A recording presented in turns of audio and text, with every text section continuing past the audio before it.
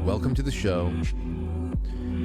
I'd like to welcome you here on a Thursday evening. It's the 8th of June, 2023. I'm your host. My name is Frank, and welcome to the Quite Frankly pre-show, where we will spend a little bit of time together getting some random items out of the way, sharpen up in preparation for our guest. Our guest tonight, I think this is the first time he's been on all year, but that is Leo Zagami. Was he here earlier on, like right after the New Year's? I don't know. This might be his second time on. Gotta remember, we're 6 months in now. This is half of the year. Half the year is gone. You saw how quickly that went by? It's going to be Christmas. It's going to be December 6th before you know it. Oh, man. Christmas 2023 is already over. That's sad. But this is why we got to soak it up. It goes by slow. So Leo Zagami is on with us tonight, and I wanted to bring something up with him. He wrote yesterday, "The UFO truth behind the AI cyber Satan trap is unfolding in front of our eyes." It's always so dramatic, and I love it. Hold on, where is it? There it is. Now, tomorrow night, you know that the dives that we go into with Timothy Alberino on this end is going to be a lot deeper than just news analysis. With the whistleblower from, and it's all Pentagon approved too, the whistleblower about not only just UFOs, that yes, there are unidentified craft in the sky that nobody really knows what to make of it, and they can either have been born from strange secretly funded government projects, secret space programs, all that other stuff. But this is a lot different, because now they are saying that, many of the craft that we have recovered, because of course the one thing that I never understood about aliens, as much as I am intrigued by them, is why they fucking crash so much. Man, it's just traveling all that way, just like to stub your toe and fall flat on your face and break your car. Anyway, we have all the aliens and their crafts and stuff like that. But that's the big thing. Where did it all come from? Now, people like Bob Lazar have been talking about the craft that he worked on and where it all comes from, and how it's not of human origin. But that's the big thing there, that they're not just saying, oh yeah, UFOs are real, there's plenty of things in the sky, we don't know what's going on. What they're saying is that they're disclosing that there is very intelligent life that share the same space as us in some way, shape, or form, whether it be interdimensional, intergalactic, and we got to be able to really think about what's going on there. Because I love entertaining all those topics, and we talk about it a lot, and I think there's a lot to be explored there. But whenever you have a media like the one we have, pushing it, doing a complete about face after all these generations of just making you feel like an idiot for wondering just what may be, just how big the universe may be, just how big this whole thing that we're plugged into over here may be, how complex it could be. They make you feel like an idiot. But now they're the ones telling you this is very interesting. At least some of them are. I know there's largely silence coming from other parts of the media, but still, you know that this is all approved for a release, and it's pretty big, because they're not just saying, oh yeah, there's a lot of mysteries out in the sky. They're saying that we have craft, we have technology that was not devised by humans.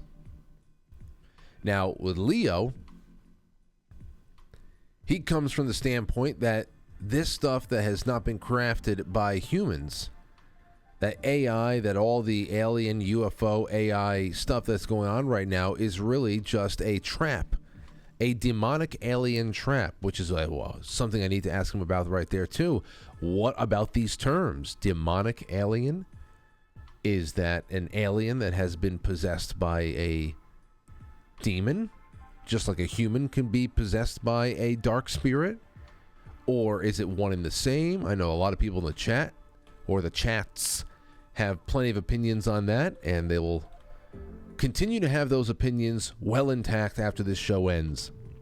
So I just like hearing what people have to people who are our guests have to say. I'm sure that plenty of what Leo Zagami will say tonight may or may not be what Timothy Alberino says tomorrow night, and that's going to be a little bit more of a, I can't wait to get into that one. That's always a fun trip. And I think Matt always likes hanging out when Timothy Alberino comes on too. Of course, you know partially why. But yeah, that's what we're going to get into tonight for a short segment. I can only have him on for about a half hour. So let's get into some stuff here during the opening. And the first thing I have for you right now is Owen Schroyer has confronted James Comey. And this video was posted by the Liberty Podcast or the Liberty Broadcast, I think last night. Take a listen to this. One thing you can always say about Owen Schroyer is the guy has got balls. Here, James Comey is speaking somewhere. He comes in, and that is when Owen Schroyer starts adding his voice to the raucous applause that this big doofus receives wherever he goes by the clapping seals.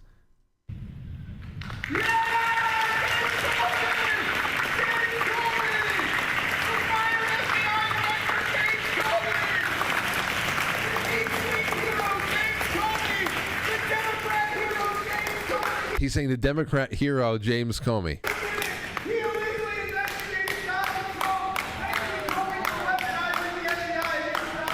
Illegally investigated Donald Trump, and thank you so much for weaponizing the FBI against Donald Trump. And he goes into you're pretty much putting words in everybody's mouth, the words that everybody in that room speaks quietly in their heart.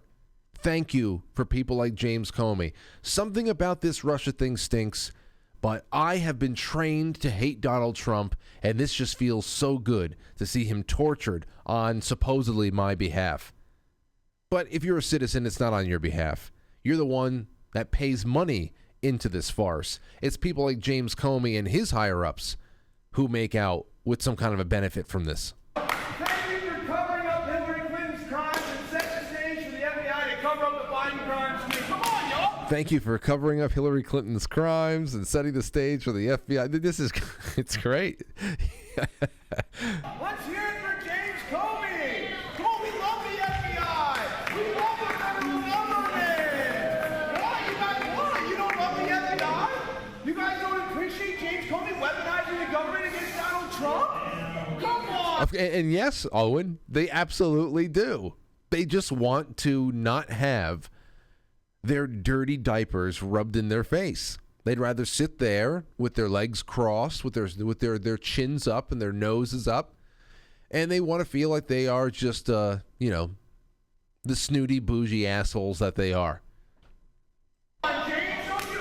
Now, the reason why I'm playing it this far is that the best part is coming up. Now, Owen is going to be told, all right, sir, you have to calm down. Now, I don't know if he was escorted out or if he let himself out afterwards, but a security guard comes up, big, burly, black security guard comes up and tells him to calm down and tells him to take a seat, and then you got to see what happens. Donald Trump is the bad guy. We should be having Comey weaponize the government against Trump. Okay, thank you very much. I really appreciate it. Here comes the security guard. All right, everyone, thank you. Tells him to sit down. For coming today, and we are here. Now, he gave him 2 thumbs up. All right? You can say that, oh, the security guard is just telling him, yeah, good, sit down, calm down. All right, we're good. We're all cool. But he gave him 2 enthusiastic, smiling thumbs up. And to me, look, got a freeze frame. To me, that thumbs up, look at that smile.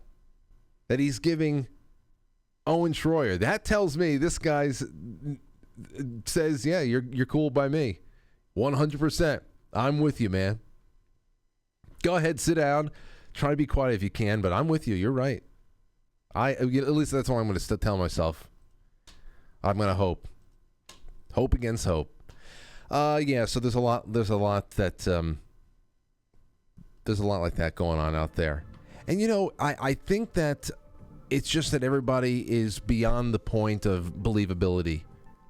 I was talking about this the other night with James when he came on PCP. The Yahoo article about the Nazis in the Ukrainian army.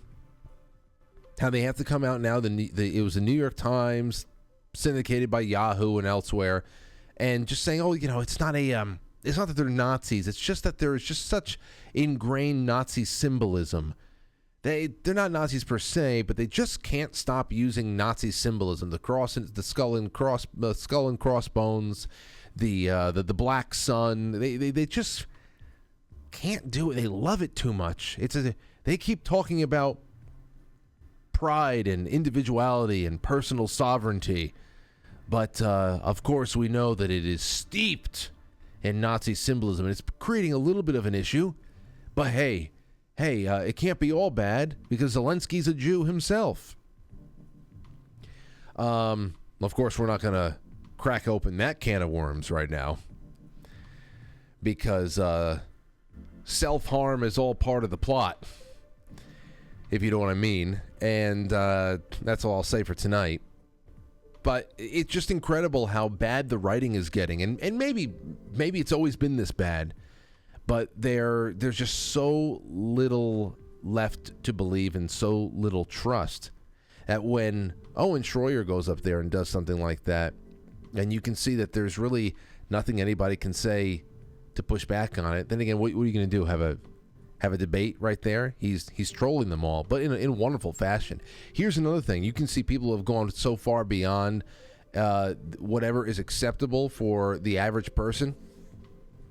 Senator Scott Wiener, this guy from California who writes all of these degenerate sexual bills out there, he's a gay guy, gay Jew in the Congress out there, the state Senate, and he's just all about age of consent, tinkering with that, and all this other weird stuff. It's very weird. So you want to talk about minorities and calling the world around them bigoted or anti-Semitic or all that other stuff to be able to show, take some of the blame away from the weird behavior you're engaged in. Here's another example of it. Now, he went and he shared a New York Times article from yesterday. It's an opinion piece from one Charles M. Blow. And the headline is, yes, we are in an LGBTQ state of emergency. Senator Scott Wiener says, as the LGBTQ community celebrates Pride Month, oh, God, we are besieged by a malicious coordinated legislative attack. The coordinated assault against LGBTQ people requires a coordinated pushback and strong support by allies. It's all hands on deck. And you know what? I'm so happy about this. You know why? Because the honeymoon phase with this vicious farce of a movement is over. The damage that LGBT Incorporated, I'm talking about the corporate interest that is twisting the world's arm and waging war on behalf of people who by and large probably don't want to be bothered. LGBTQ Incorporated, the damage that it has caused itself is officially irreparable. It's irreparable as it was inevitable. It was always inevitable.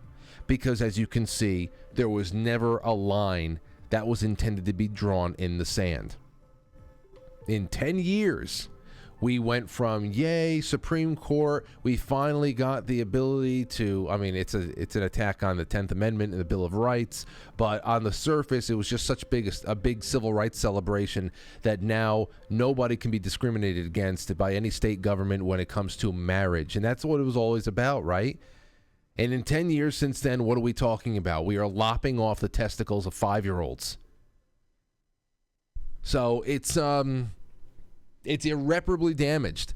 And because the madness is out there in the open, and parents, men, women, gay and straight, all over the country are saying enough is enough, leave children alone, it stops here. And because they are actually doing what they can and should be doing by passing local ordinance and local legislation in their state governments to make sure that pornographic materials, not books, not classic American literature, because we know that's problematic in itself, because it's classic, it's traditional, it has old world themes and notions that are no longer applicable to modern audiences. It's not about that. It's about gay blowjob tutorials for children when everybody talks about banning books. And the fact that people are going out and they are doing things to make sure that schools are in some way, shape, or form getting cleaned up, that they're going out there and making sure that across many states now, they have passed school choice bills to make sure that you can take your money as a family and send your child anywhere that you want instead of having to go to one of these craziest insane asylums. Perhaps the charter schools are insane too, but at least you got a choice. And many more. The mixing of adult entertainment and children. A lot of people are passing bills against that, and they call this a coordinated attack against the LGBTQ community. Well, if that's an attack against your community, fuck your community. All right? Even though the community thing is a lie as well. That's a lie as well. And I love it. I love it. The honeymoon is over. Now, it doesn't mean it's not, it doesn't mean that the fight is over, because now it's just going to get more and more vicious, more violent. Because the illusion of there being a peaceful civil rights movement out there that's just trying to make inroads with society and not bother anybody, that's gone. That was always an illusion, a very short fuse for that ticking time bomb, and now we're getting things like this pop up, which is really wonderful too. WorldNet Daily, shocker, huge increase in number of Americans identifying as conservative. Joe Biden and his leftist cohorts in power now have pushed Americans for years to be much more liberal, some even say Marxist or communist, on the number of agenda points, from his ideologies of transgenderism to abortion to open borders. Looks like he's failed. No, I wouldn't have even included him. As a new polling from Gallup, in its latest Values and Beliefs survey, reveals shockingly that Americans have turned back to conservatism with a vengeance on social policies and economy. For the most of the past 8 years, Americans were about as likely to say they were liberal as conservative on social issues. This year, there is a much more obvious conservative advantage, Gallup explains. The shift is mostly due to increasing social conservatism among Republicans at a time when social issues such as transgender rights, abortion, and other hot-button concerns are prominent in the national public space. You know why? Because it's a national security issue. Now, we have a lot of conversations on this show about using terms like Republican and Democrat to be examples of what is left and supposedly right. It's not a good thing to do. It does not represent political ideological spectrum or anything like that. It is not a good basis on philosophy and nothing. They're two leftist parties. So obviously they're talking a little bit bigger here than party politics. All right? When you say liberal, conservative, this is probably a little bit more so of a backlash against something from a gut. This is a gut feeling, more of a visceral reaction to something that you know, without any special training, is wrong. And because there's only so many ways that we we describe a situation and describe ourselves and describe a stance that you take, liberal, conservative, Democrat, Republican. That's just the way it's all summed up. Okay? But this is a national security issue. When 20% of Generation Z identifies now because they have been nurtured into identifying as somewhere on the gender non-conforming spectrum over here.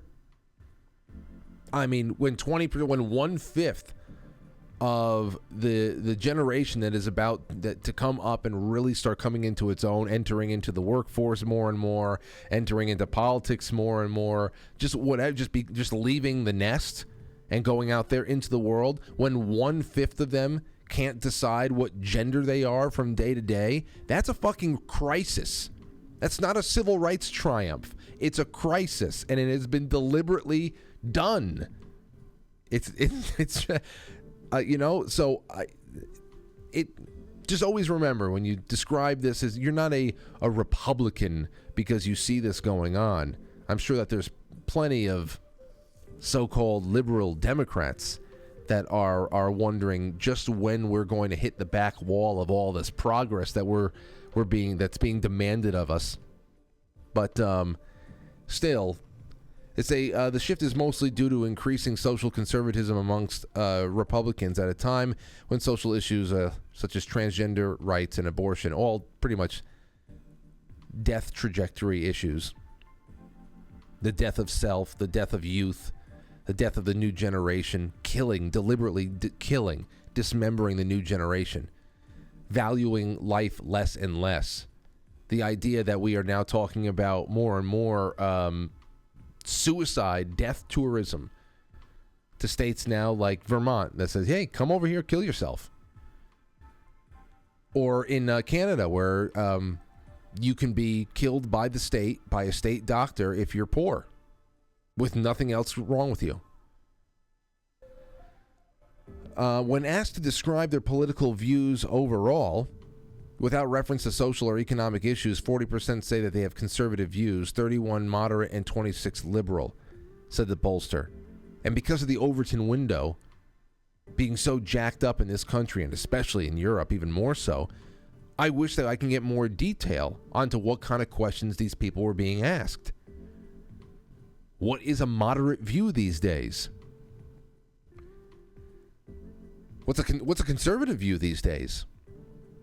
Like I said, when it comes down to children, to transgenderism, to abortion, and what those safe and rare kind of things have turned into now as a cultural celebration for some people, that just becomes a gut thing. That becomes a gut thing. You just know that something's wrong, and you don't need to get into any kind of politics about it. The pollster said the survey comes at a time when many states are considering policies regarding transgender matters, abortion, crime, drug use, and the teaching of gender and sexuality in schools. The polling explained the increase in conservative identification on social issues over the past 2 years is seen among nearly all political and demographic subgroups. Republicans show one of the largest increases from 60% in 2021 to 74% today. Independents show modest uptick of 5 percentage points from 24 to 29, while there has been no change among Democrats, 10% in both 2021 and 2023.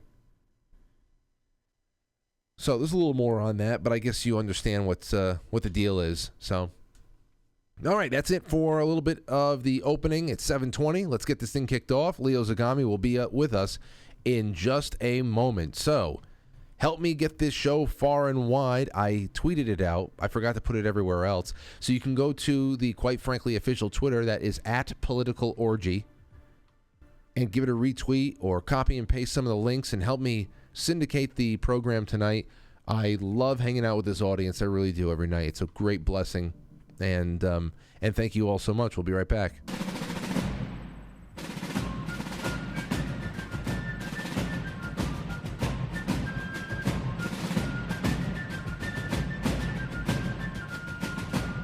You let one ant stand up to us, then they all might stand up.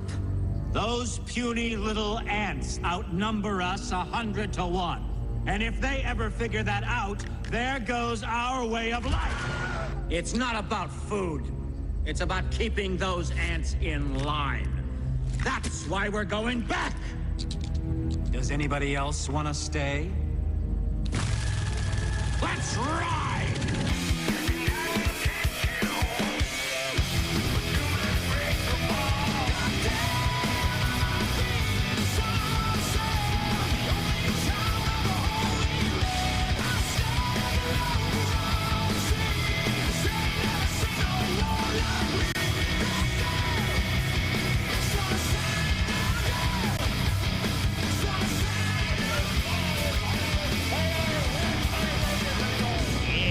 Hello. All right, ladies and gentlemen. So we are hanging out.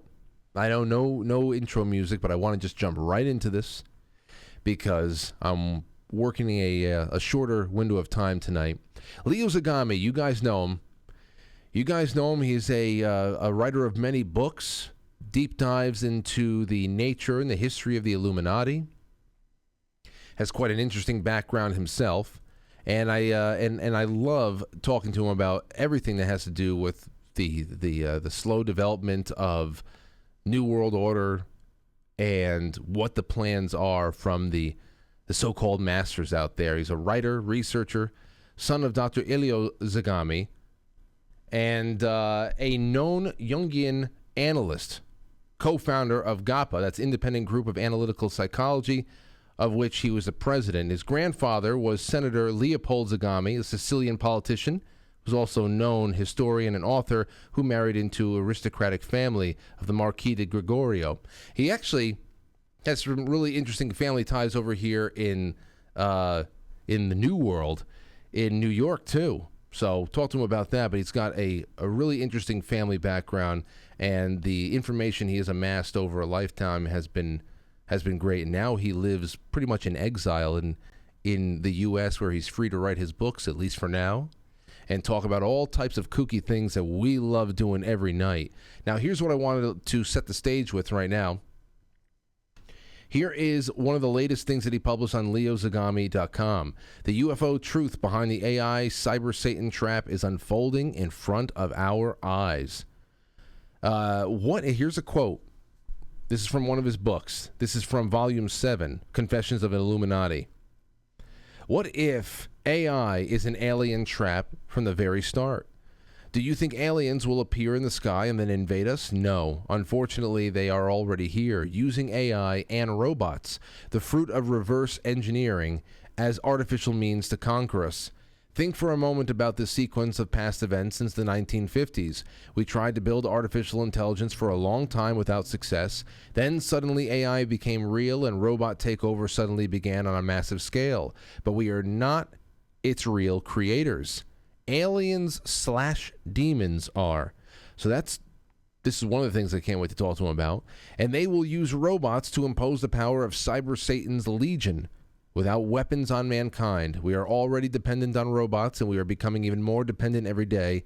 So there is no way to change the game result.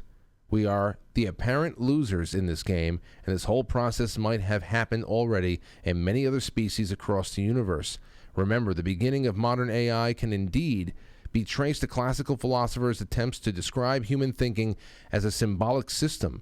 But the field AI wasn't formally founded until summer of 1956, less than 10 years after the Roswell incident at a workshop held on the campus of Dartmouth College in Andover, New Hampshire, where the term artificial intelligence was suddenly coined. That is from his Confessions of an Illuminati, Volume 7 from 2022.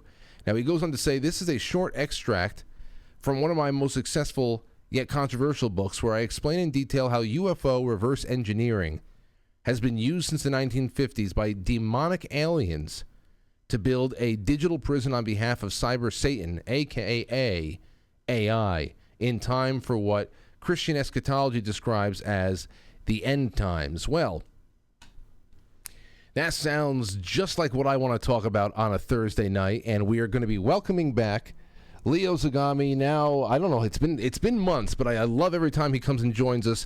Leo, how you doing tonight? Not bad.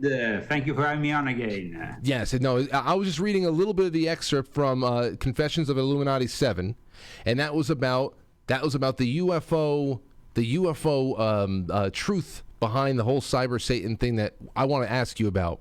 The last time you were here, we spoke about your latest book, specifically about the entertainment industry and how it's been designed to deliver young generations into a future where paganism and artificial intelligence are married to one another. My question is for you, to start off, is when you describe cyber Satan, you say that we are not AI's real creators, that demonic aliens are the creators. Can you explain how those non-terrestrials did this? Are they working through humans? Is every human that has ever developed an advanced computer system possessed in some way? Explain that. Well, as you know, I spoke in Volume 7 of a specific hypothesis, which I am putting through, of course, today also for your audience. Cyber Satan, which is a subject I started to discuss in Volume 6.66, I wanted to define where it was coming from in Volume 7. So I talked about reverse engineering, and reverse engineering really leads us to cyber Satan, because it was actually only a few years after the Roswell accident that in the 50s, artificial intelligence was finally presented. And at that point, we can say that basically the AI was formally founded in the middle of the 60s, in the 50s, in 1956 to be exact, which is less than 10 years after the Roswell accident. And this whole foundation came together at a workshop on the campus of Dartmouth College in Hanover, New Hampshire. And basically, at that point, we can say that people started to get very interested. Scientists started to devote their time to this whole thing. But reverse engineering can be also a trap, can be also a Trojan horse. So the moment in which you're using this technology, we have been given this technology that we are using even today as we speak, we are depending from a whole system, which we call, in fact, the World Wide Web. It's like a spider web, that is around us. And it's like basically a fisherman that throws in the net and then fishes fishes, basically. And so at the end, we find ourselves with, of course, all this modern technology, all these advances that are also starting to worry, because artificial intelligence now is starting to become also a problem, of course. But where is all this coming from? So when in the last few days we heard about confirmation from a rather credible source about UFO reverse engineering being a reality and not any longer just a fantasy of some conspiracy theories, with this David Charles Gruch that came from a very distinguished background in the National Geospatial and Intelligence Agency and National Reconnaissance Office. So a guy who is a professional, who, of course, is exposing himself. We can't trust these people. Of course, we can't trust these people, because the whole thing could be a psyop. The whole thing is a psychological operation. But they are not really presenting us this reverse engineering as something negative. It's me, in my own interpretation, which I have laid in Volume 7, which presents this as instead a Trojan horse that will lead us to enslavement, because this digital prison that we have started to build gradually in the last few decades is now coming to an omega point, because in the end we have to go back to what Pierre Teilhard de Chardin said, which is this omega point, which Ray Kurzweil calls the infinity, basically the moment in which we have the singularity concept arising, when we are merging with the machine. So as we are pushing more and more towards transhumanism, we understand that the alien invaders might not really need to arrive, and colonize us like we imagine in that kind of Orson Welles scenario of War of the Worlds from H.G. Wells that was lectured so well in 1938 and that scared the living hell out of everybody in that Halloween of that year, 1938, which really led after to a series also of other probably psyops that have been delivered during the course of time. Now, we know that ufology is born as we know it with Kenneth Arnold in June 1947. We know that, of course, the Roswell crash is part of this whole UFO lore. But we also know that the UFOs were starting to appear in the end of the 1800s with these mysterious spaceships that were seen all over the place, and that, of course, a lot of people ascribe to what is known as yellow journalism, which is a sort of fake news that was so popular back then. However, we kind of have a phenomenon which, for certain verses, took the world by surprise, but also took the world completely throwing them in this whole subject, just like it happened 100 years earlier with Spiritism. You see, in 1947, we have the birth, basically, of modern ufology. But 100 years earlier, in 1847, with the Fox sisters, we had the birth of Spiritism. And that was also a phenomenon that led a lot of people astray, because with both phenomena, we see there is a lot of charlatans involved, a lot of people that, of course, are utilizing this whole thing for their own whatever, selling maybe some product, some book, We have a lot of people that are selling things. I noticed that even last weekend when I went here in Indian Wells to the known UFO convention called Contact in the Desert. You have all this UFO lore, which then is filled up also by all this new age kind of selling of the crystals, of this remedy, this other. So now that we have this, of course, this guy who is coming out with some incredible revelations. Now that we have also in Las Vegas, and in the last few hours, they have released footage, even if partial, of a landing in the backyard of a family. I saw this. That is also very picturesque, very entertaining, maybe, but at the same time, it makes us understand that maybe there is either something to it, or either they are working towards making us believe that we are finally under an alien invasion, because there's been also a lot of talk during the years about speculations about the possibility of finally unifying the world as a one-world government once you have an external force. This happened already with Ronald Reagan talking back in the last days of the Cold War when he was meeting with the head of the Soviet Union. And of course, he was bringing up this subject. What if? It was like always a ventilated possibility. What if we were suddenly invaded by aliens? What will happen? Well, Leo, you said something before. You said that you used the term Trojan horse to describe the AI, which I think is it's very appropriate, especially when we think about how we've been interacting with it up until this point. Our phones. I mean, we have a lot of people. We're holding the technology in our hands at this point.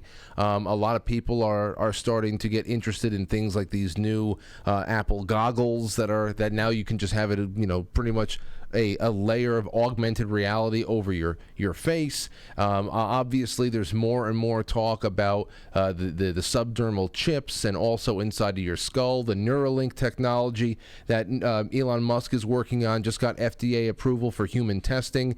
So, and then the other thing there too is that we know that the more that we use our phones, the more we actually feed the AI, when you talked about casting that net like a fisherman's net, every thought that we ever put out there on the internet is something somehow gobbled up and internalized in a way to try to create an artificial understanding of how the human mind works.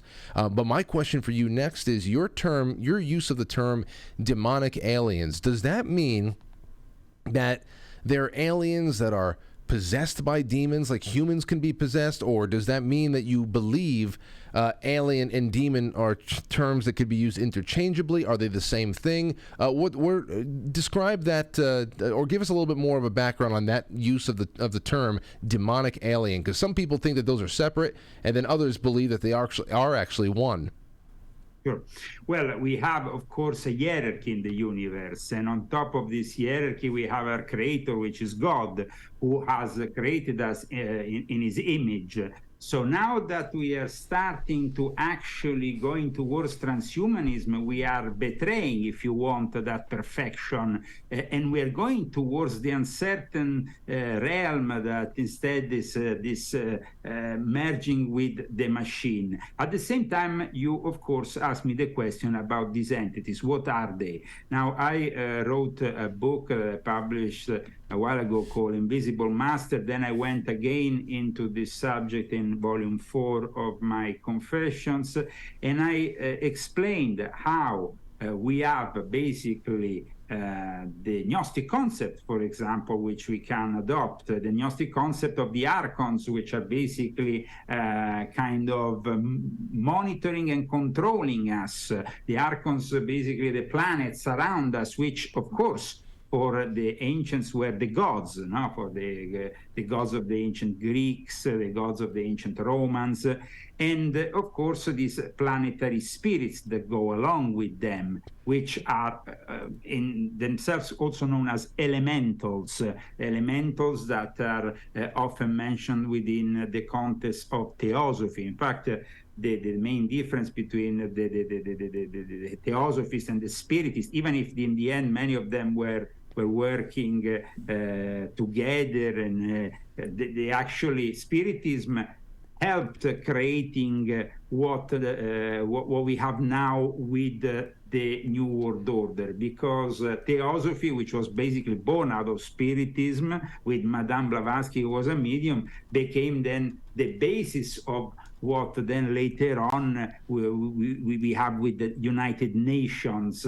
And so when it comes down to the actual entities which I am talking about, in 1947, in July 1947, and I explain also this in my books, there was an organization in San Diego, an organization that basically was dedicated with this guy called Maid Lane to borderline science. They were basically doing some research into the topic of the UFO topic, but under an occult point of view, because the first ufologists were all really coming from the theosophical milieu, from the occult. George Adamski, the famous contactee himself, he founded an order called the Royal Order of Tibet, and he was very much involved with theosophy earlier on in his life. But then we have also people like Frater Ashad, who was this disciple of Aleister Crowley, who was in charge of his for a period of his OTO here in America, who was also very much interested in aliens. Even Aleister Crowley himself, really, was very much interested to this subject. In fact, his depiction of this entity called Lamb resembles really the Greys. So are they demonic? Well, the universe is made of creatures which are demonic and creatures which are angelic. The ones that, of course, are fighting us because of our soul, because of who we are, because we have made in the image of God, are, of course, demons. And they are the ones that have been somehow casted out of the heavens, thrown. I mean, Lucifer himself is being kicked out of the heavens and thrown down here. Now, is a UFO evil or is a UFO good? Well, a UFO is an object which can be a spaceship, and my car is not necessarily evil. It depends who drives my car. Right. So it depends also who drives that spaceship. The same technology the angels had, of course, the fallen angels have. It's because they have been casted out of heaven. It doesn't mean that they have lost their technology. Of course, they have lost their link to God, and they have. Though at the end times they have also their own function in a way, because they are leading astray a lot of people that, thanks to ufology, at times build their own alternative beliefs. People that almost ascribe a religious kind of connotation to ufology, if you know what I mean, and they kind of like get fascinated by lights or things they can see moving around, this and that and all the other. But we have to understand, even the spiritists were manifesting things, and they were not necessarily genuine mediums that were channeling your dead father or grandfather or whatever. They were often people, actually, the first spiritists were also people involved with a certain secret society, which is within the Illuminati, which was called the Hermetic Brotherhood of Luxor. And this Brotherhood of Luxor was then connected to a Sabbatean Frankist called Max Theon, and at the same time it was connected to a guy who was a kind of a channeler, who later on will also be exposed for various scandals. But in the end, if you ask me if these entities are all evil who are visiting us, no, it will be erroneous, because then there will not be the communication that Moses had with his own intermediary with God, the Metatron, you understand? And then the fact that we have had encounters that have brought benefits to mankind, that have probably instructed also mankind. But when we are given certain technology by the gods, ultimately we end up always misusing it. So it happens probably since ancient times. So we are now being given the possibility of creating something which far exceed actually our own intellectual capabilities, because once the AI is launched and has acquired all that data you talked about, because the AI is kind of taking all this data a little bit like a vampire, no? It's kind of sucking all this data and growing and growing and growing in power.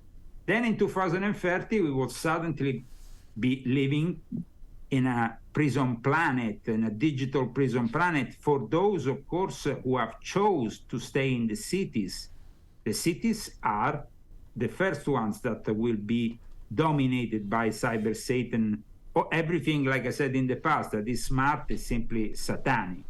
So you will have to build your own alternative. And at the same time, if they start manifesting these demons and showing themselves, we will definitely have some weird encounters. And those encounters will probably bring a lot of people also to believe in the wrong things. Now, Harari, the prophet of the World Economic Forum, the philosopher of the World Economic Forum, who loves transhumanism, has talked in the past few months about also the AI creating new religions, new beliefs, new politics. So we might end up worshipping the AI, but the AI is itself actually a trap that is being offered to us on a silver plate and say, come on, bring this technology to Area 51 or wherever you want, develop it, and everybody, oh, yes, yes, yes. But then after, there is going to be a moment in which that technology is going to, it's like they give us a lot, but then they will want something in return. Well, I was going to bring up Harari. in a second there, and I still have to. But when you talk about evil, and I understand the difference between something that is in evil in its nature, angelic in its nature, and then how a technology that could be used will be indifferent in its nature, and it's just how is the tool going to be used.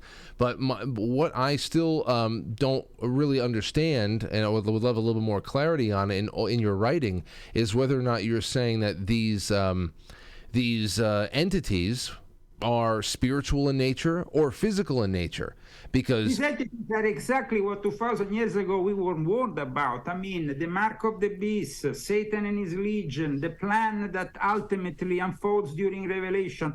There is nothing that has changed since then. The warnings were given. You see, the problem here is that in the early stages of Christianity was infiltrated by those they claim to be they claim to have knowledge. They were called the Gnostics. And so the Gnostic heresy started to build up immediately from Simon Magus, Apollonius Tatiana. The moment that Jesus went on the cross, Jesus disappeared from the scene. You can either believe he died or not. Some of the Gnostics believed he didn't, just like the Muslims.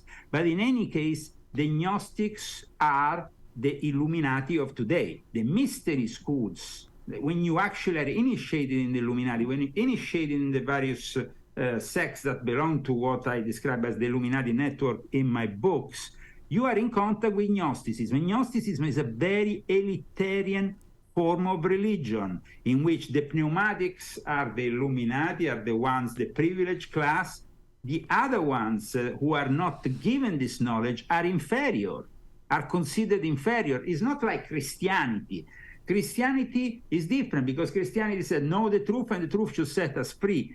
It was actually John in Patmos, of course, who gave us probably the book of Revelation, even if some people contest that. But John also was the guy who fought the Gnostics, who were already starting to pick up the words of Jesus, mix them with their own heretical, perverted creeds, black magic, orgies, sex magic, everything that basically people like Crowley did. It's nothing new.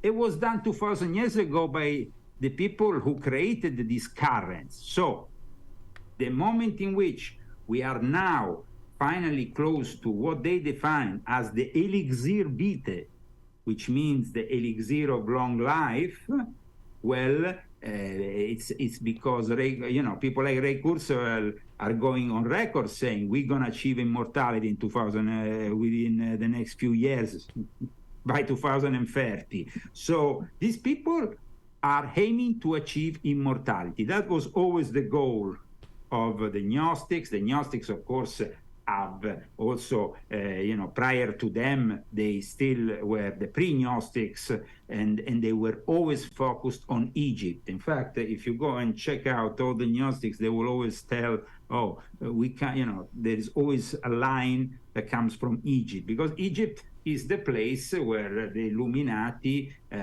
claim there was, they started this whole project, but some of them claim it was even earlier with Atlantis. And then though the Alexandrian school of the Illuminati was very important. And then, of course, we have the fathers of Christianity who had to fight these heresies.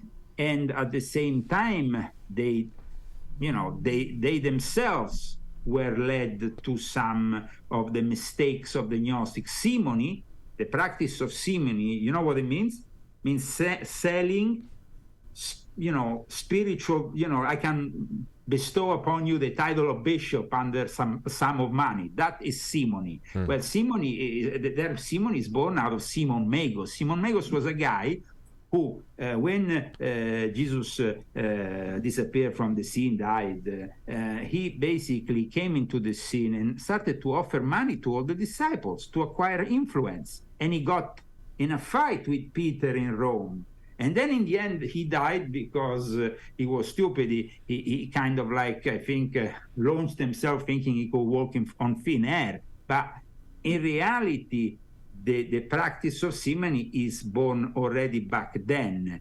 And unfortunately, the Catholic Church and other churches are very much entrenched in the practice of simony. However, the actual possession that, the exorcist is called to exorcise a possession, no? Well, we see the film The Exorcist starts with a Ouija board, the knocks, typical of spiritism, and then, of course, she's possessed. And the guy who comes to exorcise the protagonist, is based, like I explained in volume 6.66, on Pierre Teilhard de Chardin. Now you say, who the heck is Pierre Teilhard de Chardin? Well, this guy inspired Arthur C. Clarke and the film 2001 Space Odyssey. So that's it. I don't need to add anything else because it's all in that film. But the actual figure of Pierre Teilhard de Chardin was also inspirational for the main character, Father Merrin, in the film The Exorcist, because he was an anthropologist, he was an exorcist, he was a Jesuit, of course. So here we have, of course, some very clear indications. Also, there was a guy in the 90s that came out from the Vatican talking about the UFOs, and everybody was like very much interested about what he had to say. He was called Corrado Balducci. Corrado Balducci was then befriended Zachariah Sitchin, and they started to collaborate. But Corrado Balducci used to be a demonologist. Corrado Balducci was an exorcist.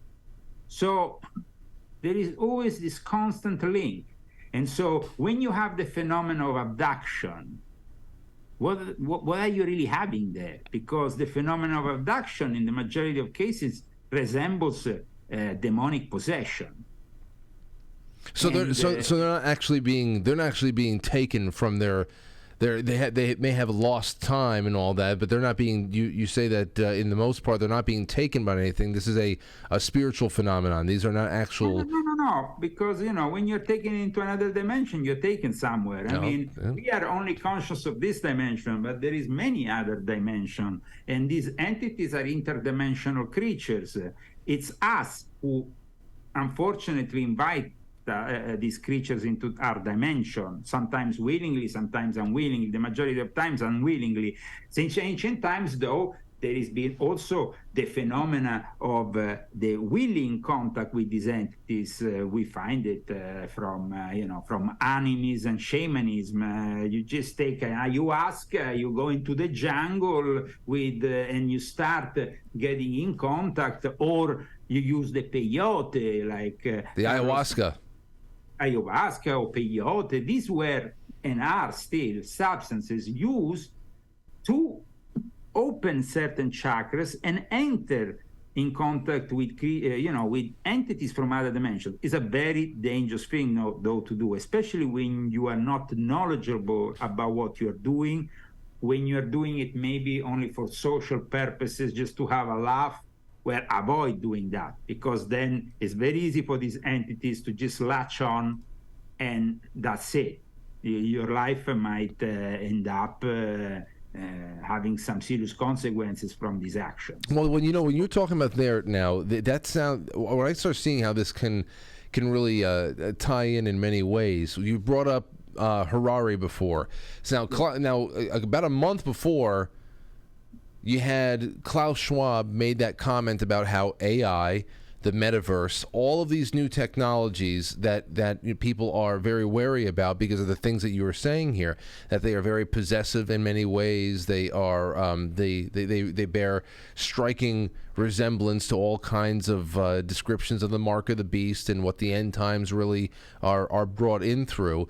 And he said that whoever is really in control of these technologies would have the power to control the world. And then in May, Klaus Schwab's cabin boy, Harari, was talking about how AI being a mechanism through which new cults and religions would emerge. So when you talk about the concept of AI, he hinted on QAnon, which is something that I did also in volume 7 before Harari, saying QAnon is the typical product of the AI, because you are starting to receive these drops, consider them almost like a religion. Yep. And a lot of people were led into this fake reality of QAnon, which, yes, mixed some truth with a lot of lies that in the end ruined a lot of people, because then, a lot of those people ended up, sadly, in that Capitol Hill trap.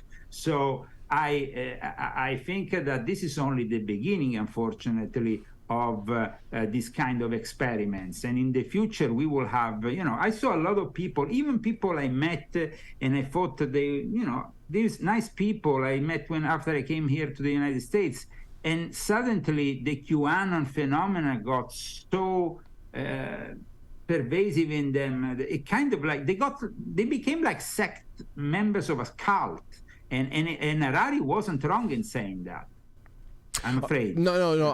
When he brought that up, I understood. I understood, because when it was all going on, there was a lot of conversation-worthy things that were being published on all those drops, but you did see how some people took it to some levels that you're just like, okay, pump the brakes a little bit. You haven't been in this for a while. It's like drinking from a fire hose for some people. They see their world, that there's a whole new world open to them, and all of a sudden it's just they want everything all at once, and it can make you go a little batty for a little while. But but when I see that AI alien deception, the way that you have described it tonight and in your writing, I can see the tie-in there, where it does take on, it does force you to really look at the world in a brand new way, and it may seem like the world just from 5 minutes ago is an alien planet. That's why, sorry if I interrupted you, but that's why this book talks about the occult origins of the Great Reset. I mean, the roots of the Great Reset are occult. Most books that talk about the Great Reset of Klaus Schwab focus on the geopolitical side of things. I wanted to focus on the occult side of things, with evidence, though, because, as you know, my books provide sources that are serious sources, and so I work as an investigative journalist in exposing these things in a way that they can't be debunked in any way, because they are realistic. The fact that in December 1965 there was a pact of the catacombs under Rome made by a group of bishops, the head of these bishops became then the mentor of Klaus Schwab. Well, in the catacombs you don't have great energy. And everybody knows, every occultist knows, that in any kind of cave, you have very, very particular energies. And if in those caves you even have dead bodies, then you have even more particular energy. So often you are in contact with entities of the underworld if you start going underground, and they have devised a pact of the catacombs, which I invite you to study, in 13 points, which is basically a Marxist pact, which unveils what the Vatican is nowadays, with Pope Francis, who of course is now sick, he has his own problems, is in hospital once again. We don't know how long he's going to live. But they are already preparing for the first Black African Pope. That is going to be the end of everything, guys. When you see that Pope coming out of St. Peter's, not because I want to be racist, there's nothing to do with racism. That's the sign of the end. Prepare yourself for your nuclear bunker and get ready, because that's when the shit is going to hit the fan. Well, I mean, he's 85 years old, and I heard, I mean, the last couple of years he's been in and out of the hospital with what they're trying to say are just normal procedures, but other people in back channels are saying, oh no, it's very serious, it's colon cancer, it's this and that, and now here we have this again. So I mean, once you're into that age, you're already very frail. Well, actually, if you read in between the lines, they're saying the situation is worsening, so it's not like it's getting better.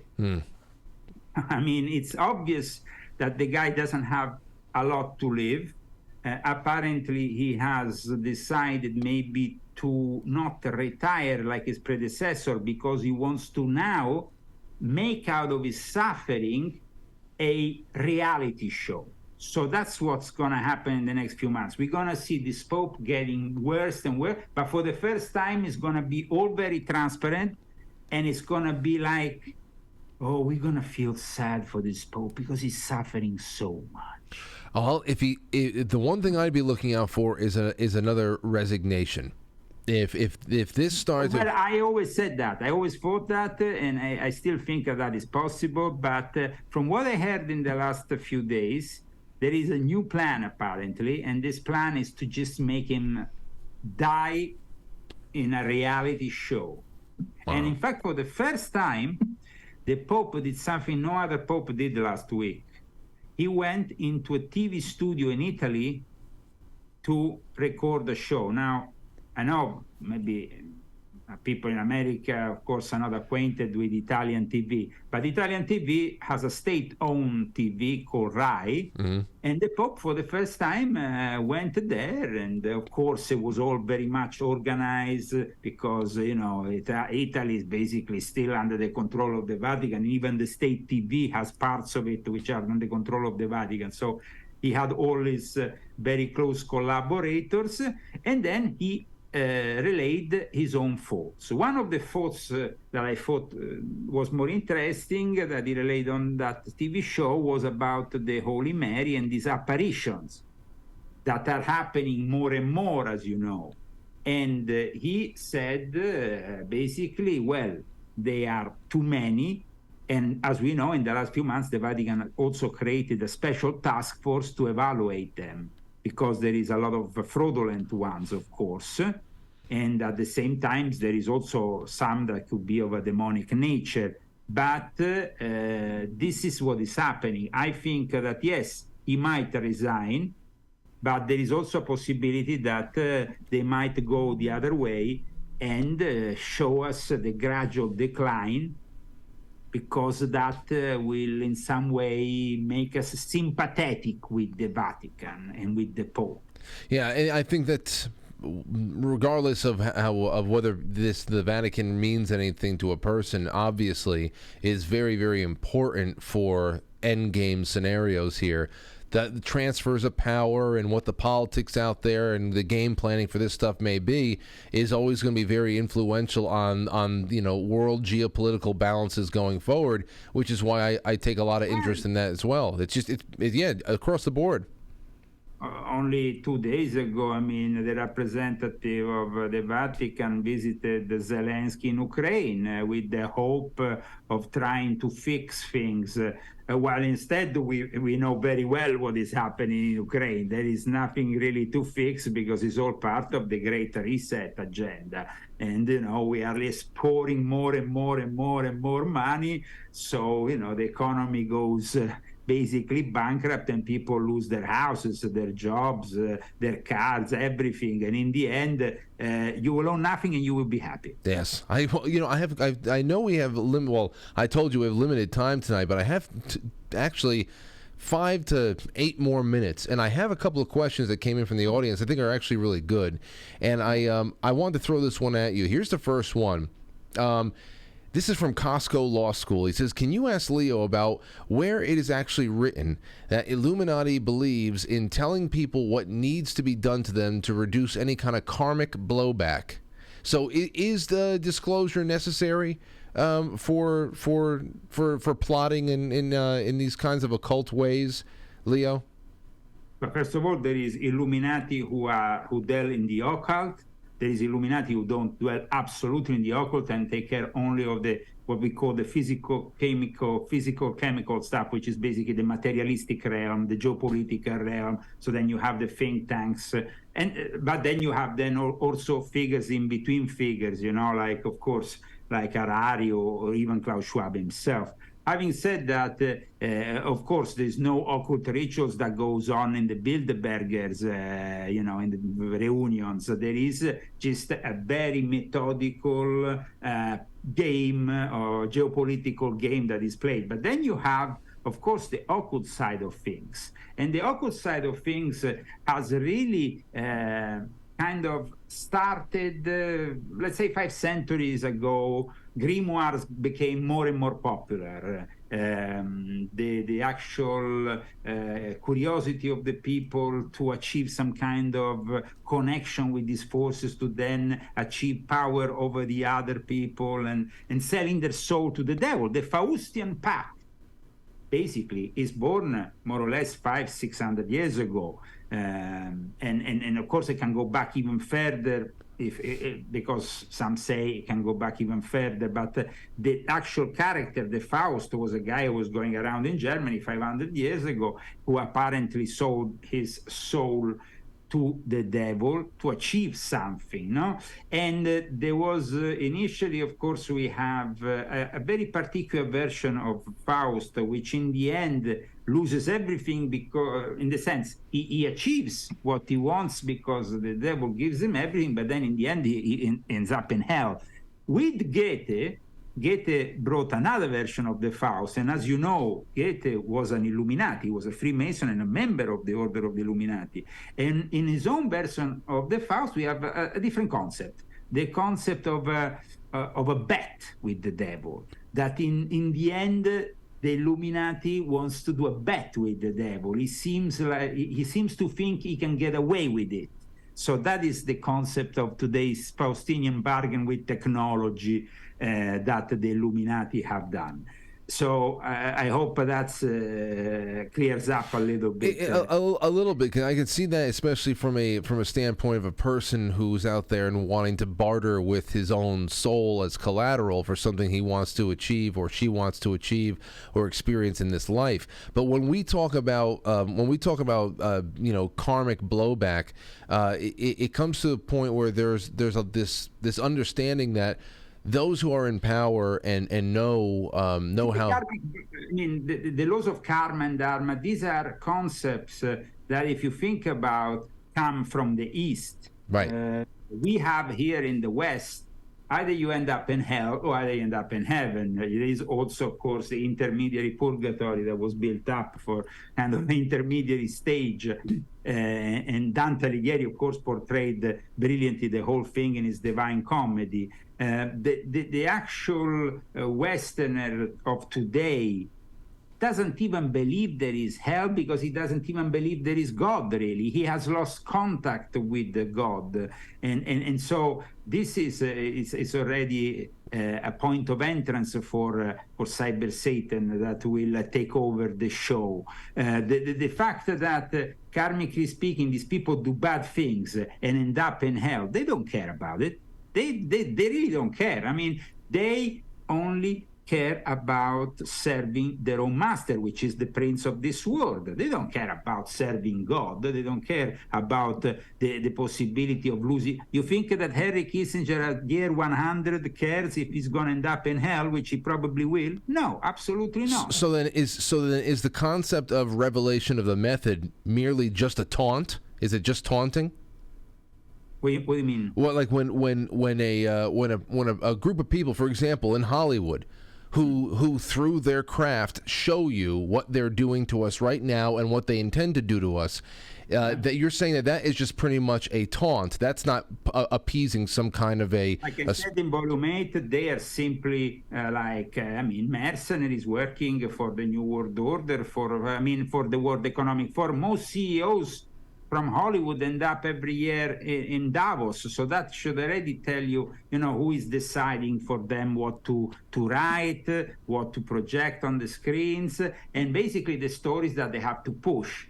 Now, of course, you have the woke agenda, which is it's getting these people really to expose themselves even more in their ridiculous, putting everything through their eyes. It's basically a sick thing for our children to actually even see a cartoon these days can be a risk, because then you encounter a transgender cartoon character as well as I don't know what kind of character, and all of this is of course to bring our level of energy, of vibrations, lower and lower and lower. That's why in Volume 8 of my Confessions, I explain how the Sabbatean Frankists and the Jesuits have taken over Hollywood, and with the military-industrial complex for the last 100 years, they have pushed their various agendas, arriving all the way till now. I mean, maybe their agenda was different when Walt Disney was around. He was a rather conservative guy who was actually sympathetic to the Nazis at one point. So he was very different from the Walt Disney CEOs of today, who are completely progressive and complete leftist. The problem today is that, of course, they are working by the famous rule, divide and conquer. So everybody has to be divided by race, by belief, by everything, you know, and we have to be divided more and more, because the more we are divided, the more they can control us, and that is happening as we speak. That's why I say we have only a few years to detach from this system before there will be a technical impossibility. The moment in which you have a computer-brain interface like the one Elon Musk is building, for example, or you have simply an integration of some kind with the machine, which will be encouraged more and more, because this is what transhumanism, the transhumanism is also a Trojan horse of this system, of this diabolic system. It will be sold to us as something that can make the people who are paralyzed walk, the people who are blind, they can see. Oh, wow, this is fantastic. Why don't you just all do it? Let's all integrate with the machine, because it offers some advantages, no? But we go back to what we said at the beginning of the show: reverse engineering, cyber Satan, a trap, the mark of the beast. Real freedom is not in this kind of things. Real freedom is being able to think and not be intercepted and hacked like Harari wants, you know, and control every single thought you have night and day, or even these smart toilets that they have built. You know, they're publicizing them even today. Yeah. I saw it on Facebook. I mean, smart toilets. I mean, it's crazy. The whole thing is insane. It's true. Well, you think you never thought that we would get to a point where our toilets would have an IP address, but they want it for everything. Leo, your latest book, that is Confessions of the Illuminati, Volume 8. I hope everybody gets your entire collection. I know that you're always expanding. And I want to announce that this summer I will have Volume 9. And I don't want to tell you more about Volume 9 because, of course, I will tell you more once it's out. But it's going to be a rather shocking book for everybody. So wait and see. I don't know how you do it. I really don't know how you do it. These books are so thick, and you got something new to say every damn volume. But we'll talk about 9 when it's close to coming out. LeoZagami.com. Thank you so much for spending time with us again tonight, sir. God bless you all, guys. All right, take care. All right, ladies and gentlemen, that is the end of that, and we're going to go and take it's 8:13, and I can't go anywhere. So, because we're going to be doing book club in just a little bit, and I have to get off around 8:30 and start up. Charlie Robinson will be joining us, and if you are a monthly subscriber, then you have been sent your link. That's it. I hope you're with us. Now, you think about the whole the transhuman thing and getting hooked up. Remember, you say, well, I'm definitely not getting into that. Well, he said it's going to be pushed more and more. Every once in a while, you know, there's a new innovation, little bite here, little bite there. They get your, they start market testing the digital currency. Then, of course, it is just everybody goes through this transition. Who knows what happens when that day comes? Canada, they just announced it that it's coming again very, very soon. I think about a day or two ago. And when you say, well, they're going to keep pushing it, but they're going to hit a brick wall, and I hope they do. But just remember that little piece of statistics that we put out in the opening of the show tonight. 20% of Zoomer kids already have taken on transhuman thinking, where they think that they are not exactly what they were born as. And through that kind of social grooming, through the methods that are a lot, some more personal than others. that can get pretty intimate in a classroom. But other than that, the messaging that comes down from Hollywood and anywhere else where media is consumed now, that's just it. One fifth of kids in that Zoomer generation. I mean, you're telling me that they wouldn't take the chip to be whatever the hell they feel they can probably improve upon themselves in a not so much a virtual world, but an augmented world. The metaverse thing, perhaps one day people will be laying down in pods like it is the Matrix and just enjoying their time on a virtual beach while their body just atrophies somewhere in a pink goo. Maybe. But you look at the Apple headset that is now being premiered for $3,000, and that's essentially walking around with the Pokemon Go shielded over your eyes. So that as you look through the glass at the world outside, a filter of icons and search engines and did you knows and all the hyper reality simulations that they put on YouTube. You go onto YouTube and type in hyper reality Tokyo or whatever the hell it is, and they give you a dizzying example of what life may be like once they start augmenting reality in a little bit more of a casual way, where everything you step on a you just walk down a sidewalk, a city sidewalk, and you can look into a store from the sidewalk and be able to blink, click on things for promotions and anything else that's going on inside the store, to shop as you're walking.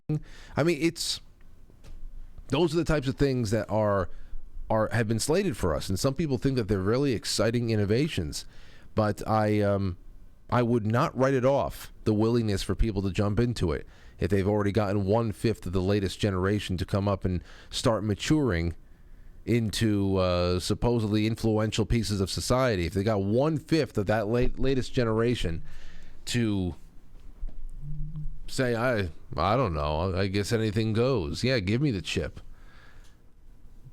So there's that. Now the whole idea about karmic blowback, that's something where I always just use that as interchangeable with that revelation of the method, where there is some kind of unspoken rule about appeasing certain energies, because energy is everything, and everything has a frequency and matching frequencies, and deception has to have a frequency that is not too good, that doesn't score you any points. But again, karma, dharma, where's that all from?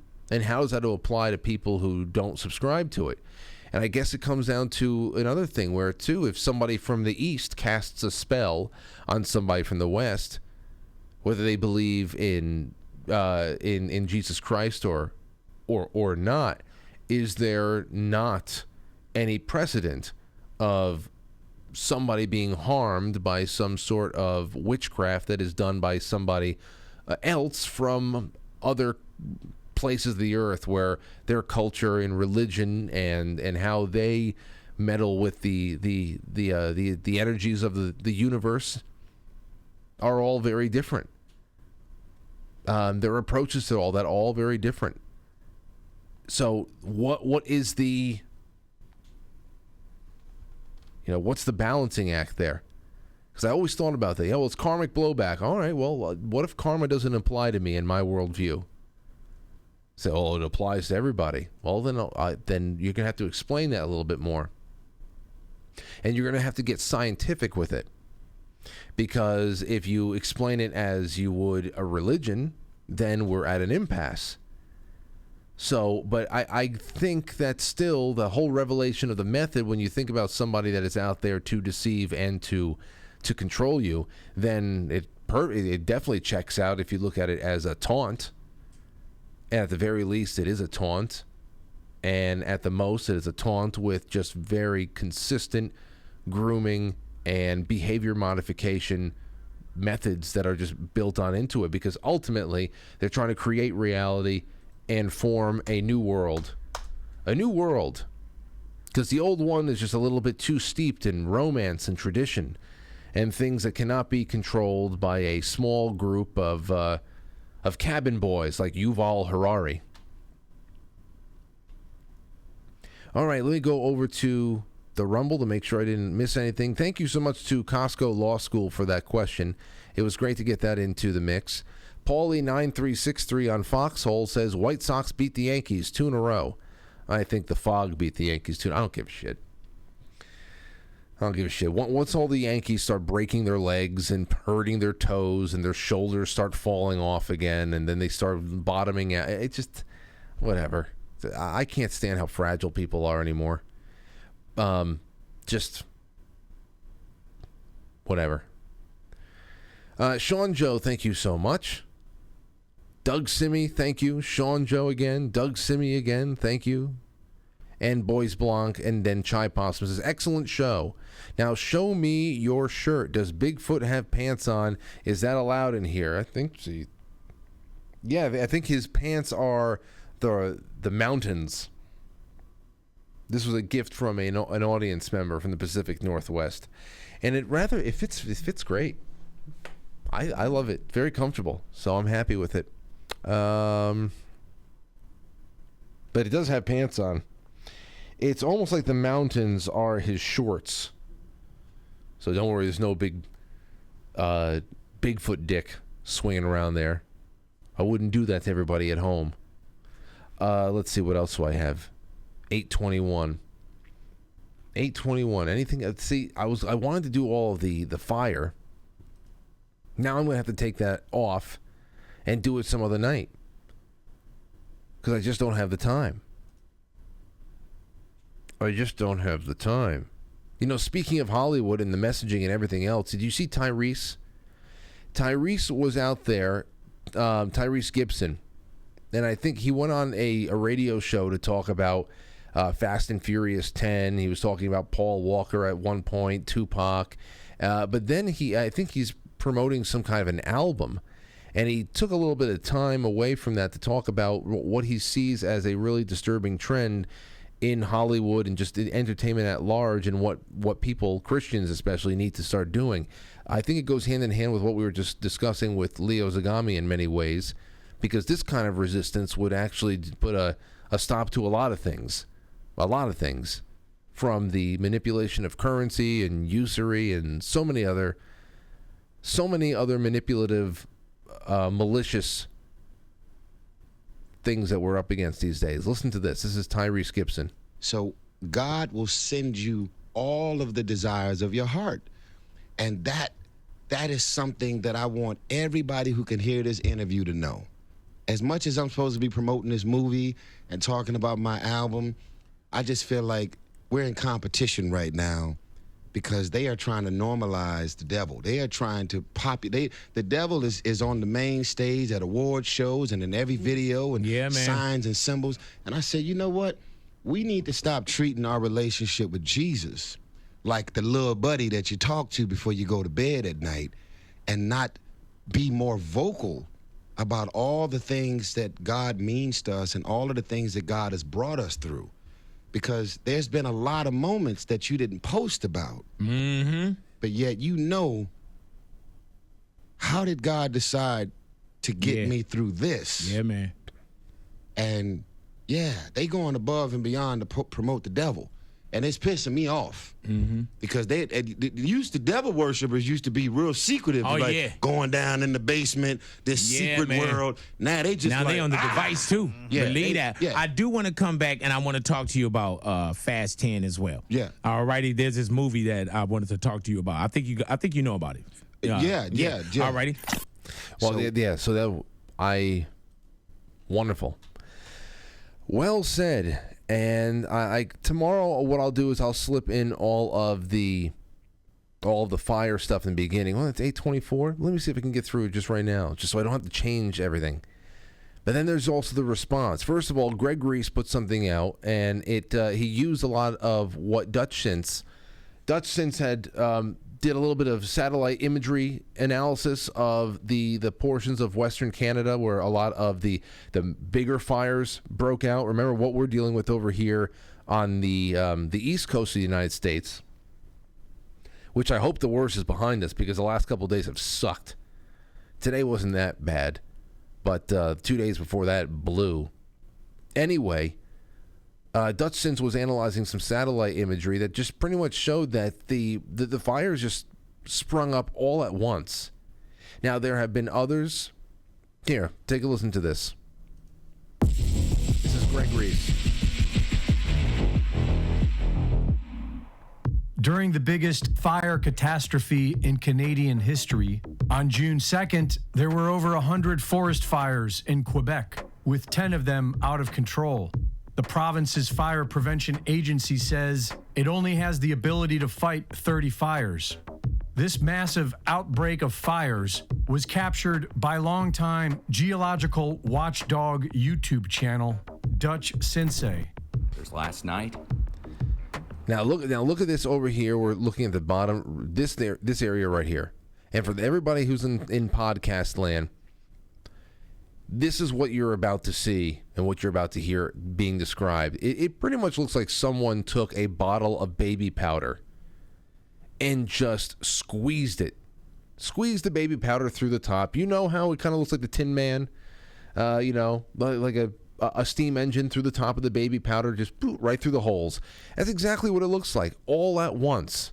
Fires all over the place. And remember, this is satellite imagery, so in between every smoking point of a fire is probably tens of miles in many respects.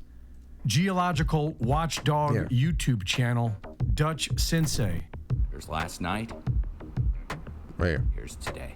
All at once. All of southeast Quebec just caught on fire, guys. All of it. Insane. Insane. Look at that. The whole thing. All at once. Michael Janich of the Dutch Sensei channel has been monitoring earthquakes. Now, we're not going to watch the whole thing because we're running out of time, but a lot of the response to this, of course, on MSN, we got shit like this. Meteorologist explains that conspiratorial TikTok claims Canadian wildfires are all started at once. A Canada wildfire conspiracy is afoot, as theorists are citing satellite footage as proof that the ongoing forest fires were started on purpose. They were started all at once, and we were looking for some kind of an explanation as to why. The more than 100 fires, which according to the Federal Minister of Emergency Preparedness, Bill Blair, have burned over 9.4 million acres so far, signal the worst fire season ever in Canada. Experts have cited extreme temperature and drought as likely culprit for the expensive wildfires. Warmer weather also leads to increased lightning, which cause fires account for 85% of the destruction. So lightning. Now, people were wondering where the lightning was because a lot of the satellite imagery did not show much cloud cover before that. But then they got lightning maps out. Some people, this one guy over here, with instant weather, Ontario's home for severe weather coverage with context and clarity. This is coming from Ontario. Listen. A lot of folks are asking us, where do these fires in Quebec come from? How did they start so rapidly? Now, I don't know if anybody has any kind of way to verify if these are real lightning maps or something else, but hear what he says. The answer, based on the data, is lightning. So there were storms on June 1st. I'll leave my mouse cursor there so we can see. You can see that strike right there where my mouse was. And if we move forward here, we start to see as the data comes in. This is on GOES satellite imagery. And you can see a fire starts right there in red, right where my mouse cursor was. And you can see a lot more lightning here in white and blue with these thunderstorms that rolled through on June 1st. And if we take the lightning data and we line it up to where these fires are located, it lines up perfectly. Of course, so now I'm going to fast forward a little bit. Extremely dry. Lightning roll. So you remember all those lightnings, and then all of a sudden like you start getting this. Once, but what's happened? One's from June 1st, and then they start popping up, and that's where that's what he's saying. So I mean, when very calmly goes and takes a lightning map, it's the first time I've ever seen anything like that, and lays it over this map of Canada, this Quebec area where all the fires popped up. You can see that as winds come in there and they start, kind of like puffing on the flames and it pops up. It could be. I'm just saying that's what the other side is saying. MSN, of course, they just keep on saying that conspiracy theorists are out there thinking it's anything but an act of nature. They're saying it's all starting at the same time, which it does. It absolutely does. You can say that the fires, the embers might have started burning and sizzling at some point before the smoke was visible on satellite, but it is all coming out at the same time. It's just very odd. It's very odd, and of course, they're not worthy of trust. They have used every other disaster to push something that is antithetical to human freedom. Already starting up with the masks, we were all conveniently told to stay inside. Then again, it was actually warranted to stay inside the last couple of days. It was terrible on the throat, the eyes, headaches. It sucked. It really did. As opposed to a virus where everybody was told to stay inside just because the imaginary Al-Qaeda was running around there in the form of a microbe nobody can see. So, what do you think about this? I'm just going to throw it out there. After I saw all the satellite imagery, I said, get the hell out. That's ridiculous. You serious? And then, of course, the fact that nothing like this has ever happened here before. Justin Trudeau tries to say that it is, it's all because of climate change. But there have been people since June 1st, June 2nd in Canada, authorities too, police, investigators have said that this is probably arson. They're looking into arson right now. But of course, they're leaning on climate change because it's the only default that they have. It is the default, I should just say. So I'll leave that with you. Just a little extra at the end of this episode to make sure that I got it in at least in a preliminary way. We can expand on that later on when there's more known, but I didn't want to change the title of tonight's show.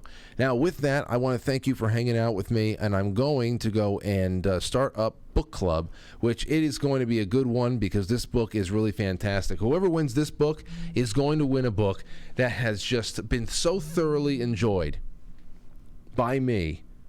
It is just a triumph of the soul so far, and the thing is that I kind of know where it's all going because I know Field of Dreams, but it is different in some significant ways, but the way that it's written is just so beautiful. It's such a delectable choice of language. The voices of all the characters are perfect, and as you can see, I have nothing really bad to say about it so far. So I'll see you all tomorrow night. It is Friday. We got Timothy Alberino and Matt in studio, and I think that we're going to have a fun time jumping into the world of the unknown. The world of the unknown. It's going to be great. The biblical, the conspiratorial, and more. All right, guys and gals, thank you for everything, and I will talk to you tomorrow. Hold on. Do I have this right? I think I do. Nope, I didn't. There we go. Goodbye.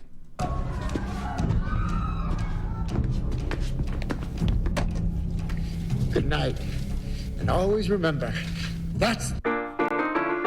Quite frankly, is film of our live studio audience. And now our super chatters, all my wonderful friends over there on Foxhole and Costco Law School. Thank you, everybody, for supporting the show. And if you're around here tomorrow night, 7 o'clock, I promise you'll have a good time again. All right, so I'll talk to you later. And book clubbers, I'll be right with you.